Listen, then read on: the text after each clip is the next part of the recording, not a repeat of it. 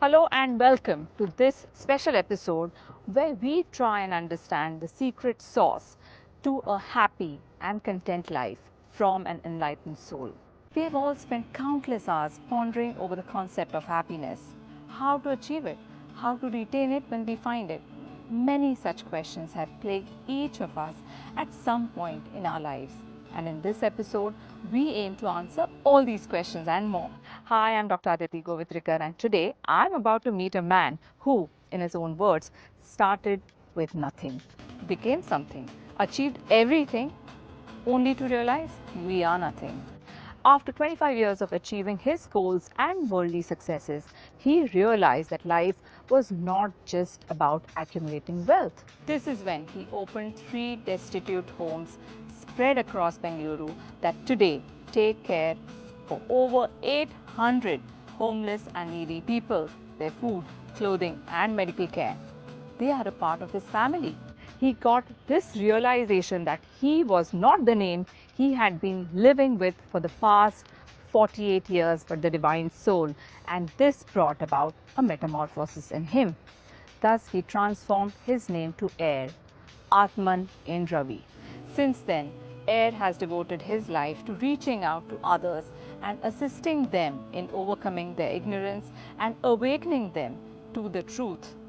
He has written and published over 60 books, composed and performed over 1400 bhajans, while also giving countless talks and organizing spiritual retreats to aid individuals in their spiritual development.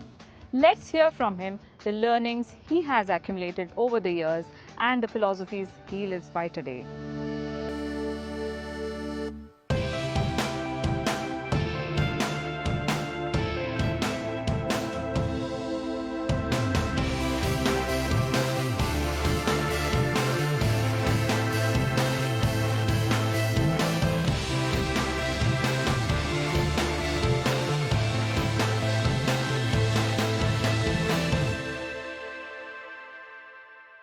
Before we try to move towards our conversation about enlightenment, AiR, tell us about your mission to help people realize the truth about life and be enlightened. Actually, my life started with 25 years of success and achievement. That was my passion, that was my obsession. But I realized that it's not what life is all about. Life has a purpose. I was blessed to move from that journey of achievement, past fulfillment, and then reach that state of enlightenment. And when I reached that state of enlightenment, when I realized the truth, that became the mission of my life, to help people overcome ignorance and move on the path where they understand who they are, why they are here. That is my mission. That's truly enlightening, I must add. Now, we gave our audience a glimpse of your efforts towards that with books, bhajans, blogs, and so much more. But you also have an NGO. Tell us about that. So when we started this NGO 25, 30 years back, we had a few people in our home. Now we have 3 homes with 800 people. Earlier it was good karma, trying to do good deeds of service. But now we serve humanity as God. Because my realization is this, that every soul is a manifestation of the divine. Therefore, when I see you, I don't look at you as the skin. I look at you as the divine that is within. When we serve, we are not serving to do good karma. We are serving each human being because they are a picture of God. That is now the evolved way we serve and purpose of serving others. So now let's start with the questions that will help us and our audience move a little closer towards the ultimate truth of life. What is happiness and why do we postpone it? Happiness is something everybody seeks. But people don't understand the true meaning of happiness. People think happiness is pleasure. But pleasure is not happiness. Pleasure is just momentary bliss. It is ephemeral. It comes and goes.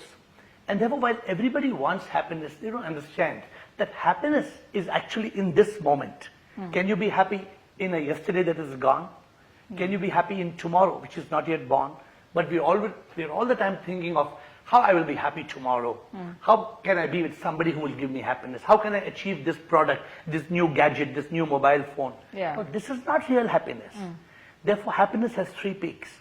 First is pleasure that comes from achievement. Second is peace that comes from fulfillment.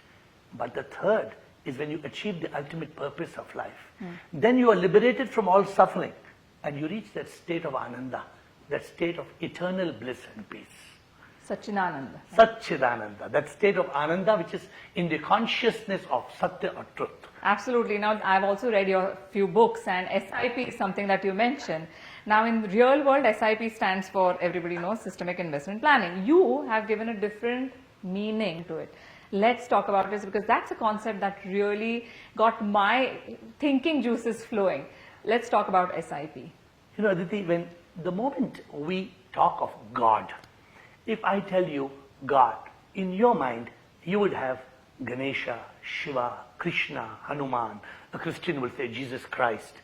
So God becomes the personal God. But we all know that God is one power. In my realization, self-realization that led to God realization, I realized God is SIP, SIP. And what is SIP? SIP is Supreme Immortal Power. You may believe in any God. That God is SIP. That God is the Supreme Immortal Power. So we must all move from God to SIP. We may continue praying to a God with name and form, but we must realize God is not somebody who's made of bone and skin. God is the power that lives within. Yeah. So would you equate God to consciousness or super consciousness? Because there's always a discussion about that between the agnostics or idol worship, or a photograph, a frame of God. How do you equate that? Actually, very simple. God defined is God denied. The word God is beyond comprehension. Because if you say who made God, you say super God. And then who made that super God? And super God. And then who made super... No, so God is a point of beginningless and endless, causeless power. Now, the power of God is in you as the soul. S-O-U-L means spark of unique life. That soul creates consciousness. In that consciousness, there's awareness, there are thoughts, there's action. Yeah. But somehow because of the mind, because of ignorance, and also because of religion, it's unfortunate that religion is supposed to make us realize God.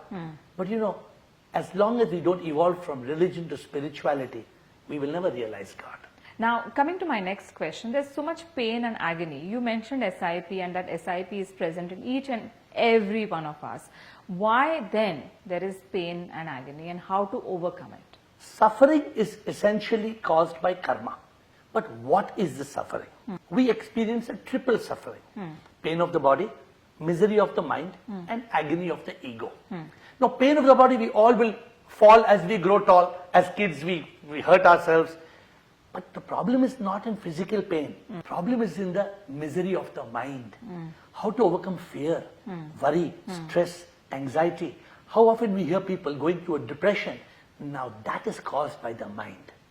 As long as in thought you are caught, you are going to suffer. And the agony of the ego. The ego causes anger, hate, revenge, and jealousy, to name a few. Yes.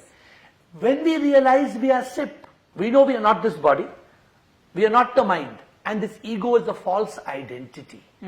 Therefore, when there is God realization, there is not only liberation from rebirth, but we are liberated from this triple suffering on earth.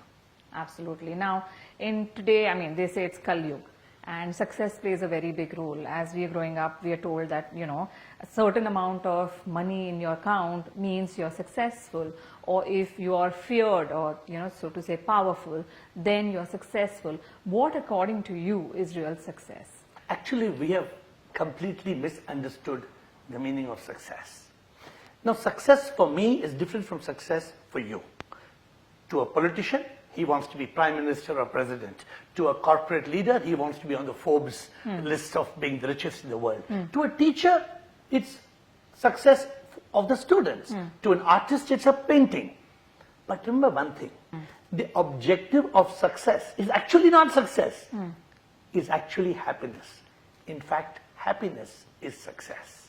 It is unfortunate we don't realize that all people with money are not happy, but all people who are happy are wealthy. Absolutely, 100%. I agree with you. Given that there is divinity in all of us, there is still so much hatred, hurt, and negativity in the world.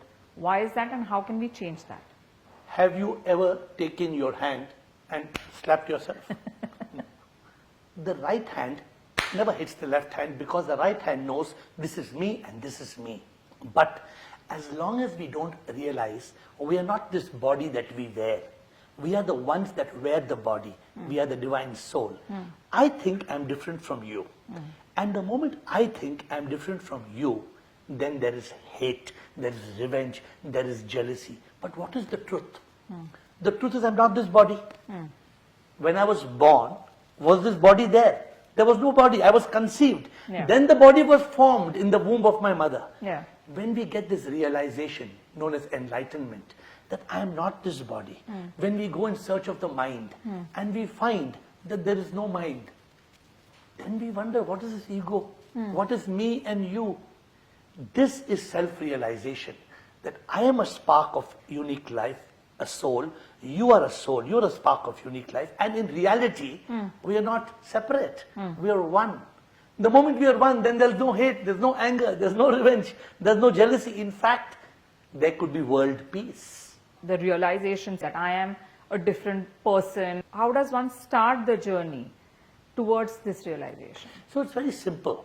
We have too many political leaders, religious leaders. We don't have spiritual mentors. We are not realizing the truth.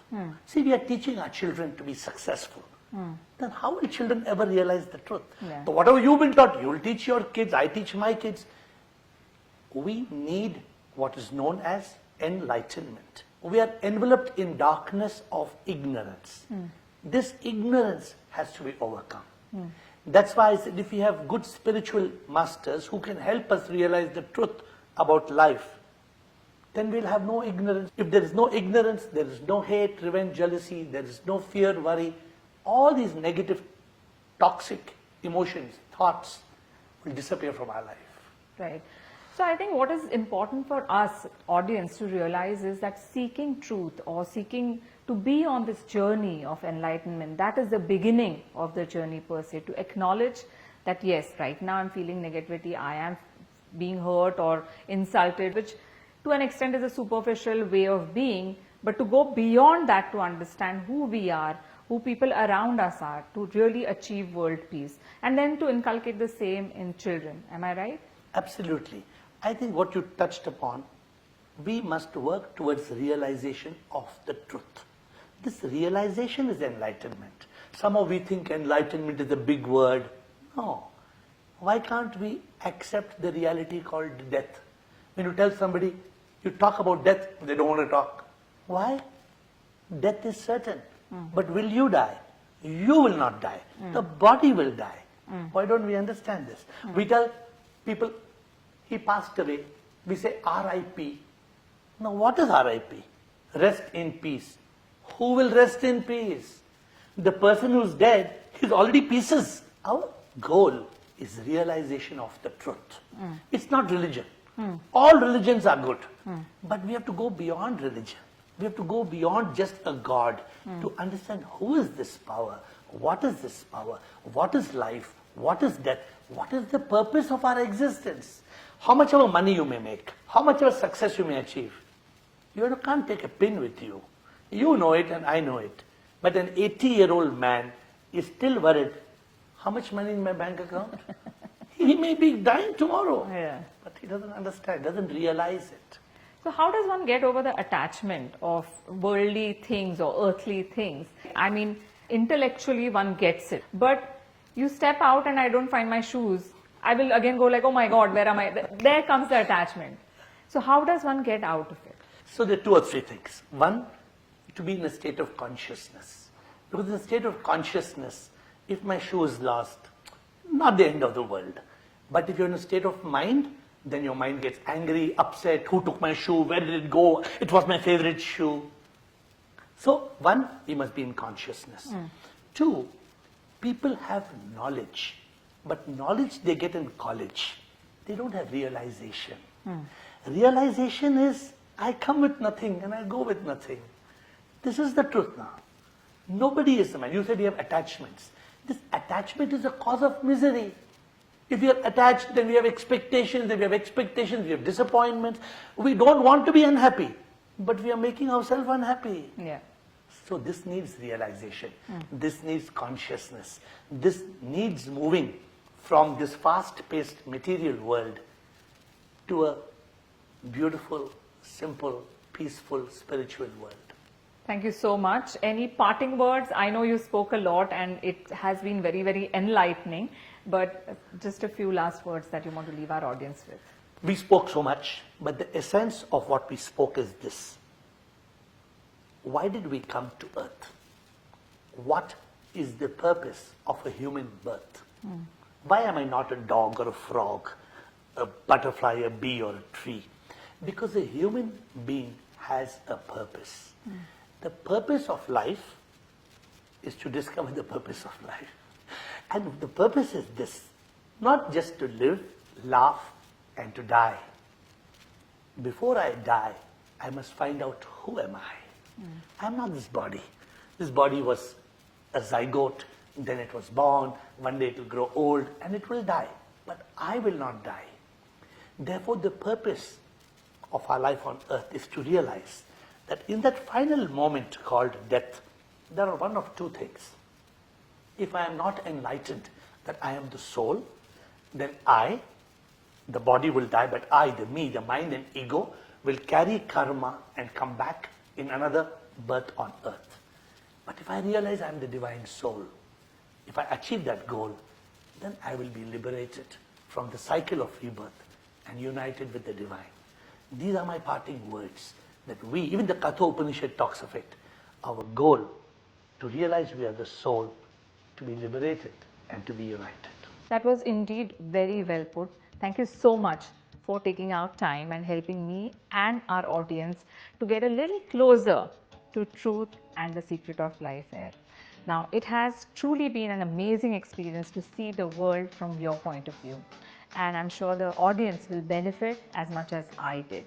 All we can pray is that someday the world will become a happier place, it will be peaceful, and all the beings will be enlightened beings. Thank you.